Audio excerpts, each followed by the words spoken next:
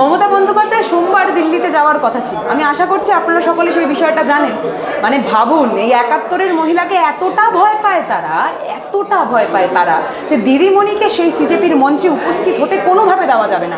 তার আগে দ্রুত গতিতে এই রেজিগনেশনটা না হয় করে দিন, না হলে মমতা বন্দ্যোপাধ্যায় সেই মাটিতে পা রাখলে শুধুমাত্র ধর্মেন্দ্র প্রধান রেজিগনেশন দিতেন না, তার সাথে সাথে ওনাদের মাথার উপর যিনি বসে আছেন ওনাকেও রেজিগনেশনটা দিতে। নিজেদেরকে প্রিপেয়ার করুন, এটা কিন্তু ওই শাসকের মৃত্যু ঘণ্টা বাজা। ধর্মেন্দ্র প্রধান যদি রেজিগনেশনটা না দিতেন তাহলে যে ওনার সাথে সাথে ওনার মাথার উপর যিনি বসে আছেন ওনার মসনদটাও কেঁপে উঠতো, ওনার চেয়ারটাও কেঁপে উঠতো। দিদি, রাজনাথ সিং বলেছিলেন এটা ইউপিএ সরকার না, এটা এনডিএ সরকার, এখানে পদত্যাগ বলে কোনো জিনিস হয় না।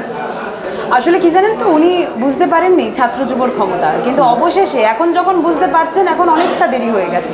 এবং আগামী দিনেও এইভাবে ছাত্র যুবর কণ্ঠস্বরে আন্দোলনের কথা উঠে আসবে। তারা যেইভাবে রাজপথে থেকে তার পরবর্তীতে শাসকের সাথে চোখে চোখ মিলিয়ে লড়াই করবে এবং বারবার বলবে রাজা তোমার কাপড় কোথায়, সেই জিনিসটা তারা আন্দাজ না করতে পারলেও ছাত্র যুবর কিন্তু সেই ক্ষমতা রয়েছে।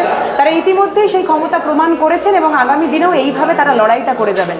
আমি ওনাদেরকে বলবো যে যেই দৃশ্যটা ওনারা একসময় ভেবেছিলেন যে তাদের সরকারে কেউ কোনোদিন পদত্যাগ করবে না, অবশেষে যখন সেই জায়গাটা দেওয়ালের সাথে পিঠ ঠেকেছে, আমি বলবো এবার নিজেদেরকে প্রিপেয়ার করুন। এটা কিন্তু ওই শাসকের মৃত্যু ঘণ্টা বাজা শুরু হলো এবং যখন আমাদের আগামীর ভবিষ্যতের কণ্ঠস্বরে আপনাদের বিরোধী কণ্ঠস্বর বা বিরোধী বার্তা উঠে আসে, তখন এরকম অনেক দৃশ্যই দেখতে হয়, আগামী দিনেও দেখতে হয়। ধর্মেন্দ্র প্রধান 2 পেজের পদত্যাগপত্র লিখেছেন, কিন্তু তাতে কোথাও লেখেনি যে আমি ভুল করেছি।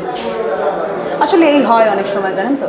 আসলে ধর্মেন্দ্র প্রধান যদি রেজিগনেশনটা না দিতেন তাহলে যে ওনার সাথে সাথে ওনার মাথার উপর যিনি বসে আছেন ওনার মসনদটাও কেঁপে উঠতো, ওনার চেয়ারটাও কেঁপে উঠতো। সেটা উনি 20 দিন পেরানোর পরবর্তীতে আন্দোলন যখন এরকমভাবে মুখরিত হয়ে উঠল, যখন ভারতবর্ষের প্রত্যেকটা কোনায় কোনায় প্রত্যেকটা ছাত্র যুব পথে নেমে তার পরবর্তীতে ধর্মেন্দ্র প্রধানের রেজিগনেশনটা চাওয়া শুরু করলো, তার আগে পর্যন্ত আসলে বুঝে উঠতে পারেননি। উনি বেশ নিজেদের ওই সোফায় বসে কাউচে বসে তার পরবর্তীতে চা খেতেই ব্যস্ত ছিলেন। আসলে বুঝতেই তো পারছেন, যখন নেতা চালা তো সেখান থেকে দাঁড়িয়ে চায়ের প্রতি সেই ভালোবাসা এবং সব কিছু ভুলে গিয়ে তার পরবর্তীতে কাউচে বসে সেই এনজয়মেন্টটা করার তাদের মনোবাসনা বরাবরই থেকেছে এবং সেই দৃশ্যই আমরা দেখতে পেরেছি। এবার যে বিষয়টা হচ্ছে, শুধুমাত্র তো ধর্মেন্দ্র প্রধান নয়, তার পাশাপাশি বিভিন্ন ক্ষেত্রে আমরা দেখেছি বিভিন্ন নেতা একটার পর একটা, যখন ট্রেন লাইন চ্যুত হয়, যখন ট্রেন অ্যাক্সিডেন্ট হয়, সেই দৃশ্যও আমরা দেখেছি। তার পরবর্তীতে যখন তারা রেজিগনেশনটা দেয় না, হয়তো ধর্মেন্দ্র প্রধান এবারও ভেবেছিলেন যে সেইভাবেও উনি পাশ কাটিয়ে বেরিয়ে যাবেন, কিন্তু বরাবরই যে সেই সমান ইতিহাস রিপিট হয় না, উল্টে নতুনভাবে ইতিহাস কিন্তু গড়ে তোলে ছাত্ররা। সেই প্রত্যেকটা ছাত্রকে আমরা কুর্নিশ জানাই। আমরা দিল্লির জায়গায় উপস্থিত না হতে পারলেও বাংলার এই যেই মাটি বরাবরই আমাদের সকলকে আন্দোলন শিখিয়েছে, আমরা এই মাটিতে নেমেছি, তাদের পক্ষে আমরা কণ্ঠ তুলেছি এবং এইভাবেই প্রতিবাদ করে গেছি। আগামী দিনেও আমরা এইভাবেই প্রতিবাদ করে যাব। আজকে আপনি যেই জায়গায় আছেন সেই জায়গা তৃণমূল ছাত্র পরিষদের, অর্থাৎ 28শে আগস্ট যেই তৃণমূল ছাত্র পরিষদের ফাউন্ডেশন ডে আমরা পালন করি, সেটার একটা প্রস্তুতি সভায় আমরা সকলে উপস্থিত হয়েছিলাম। বিশ্বাস করুন, আমরা বিশ্বাস রাখি যে আগামী দিনে এই প্রত্যেকটা ছাত্রছাত্রী নতুন করে ইতিহাস রচনা করবে এবং শাসক নিজেদের মসনদ কেঁপে তার পরবর্তীতে সেই মসনদ থেকে বিরতি নিতে ভীষণভাবে বাধ্য হবে।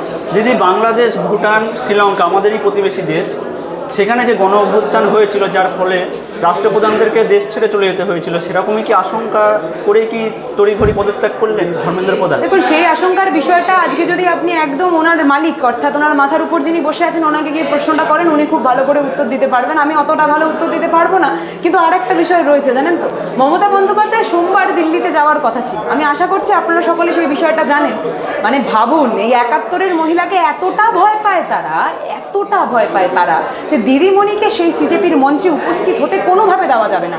তার আগে দ্রুত গতিতে এই রেজিগনেশনটা না হয় করে দিন, না হলে মমতা বন্দ্যোপাধ্যায় সেই মাটিতে পা রাখলে শুধুমাত্র ধর্মেন্দ্র প্রধান রেজিগনেশন দিতেন না, তার সাথে সাথে ওনাদের মাথার উপর যিনি বসে আছেন ওনাকেও রেজিগনেশনটা দিতে হতো। এবং এই চিত্র থেকে নিজেকে বিরত রাখার জন্যই মূলত এই গোটা চক্রান্ত।